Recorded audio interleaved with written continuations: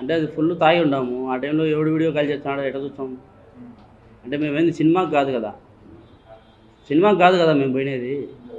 ఆయన హత్య చేసేదానికి పోయినాము. ఆ మూమెంట్లో ఎవడేం చేస్తున్నాడంటే మాకెట్ అర్థమవుతుంది?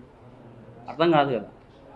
పూర్తి స్థాయిలో వివేకానంద రెడ్డి గారి అభిమానులు ఎవరైనా కానీ నాకు మద్దతు ఇవ్వాల్సిందిగా కోరుతాండా. అంటే పూర్తి స్థాయిలో నేను ఈ పొద్దు పులివెందుల్లో ఏ స్టేజిలో నేను క్యాండిడేట్గా నిలబడుతున్నాను అనేది మీ అందరి దృష్టిలో పెడతాండా. అప్రూవర్గా మారినాం కదన్నా. ఓటు అడిగే హక్కు ఉంది అంటే మీరు అడిగిన క్వశ్చన్కు కరెక్టే.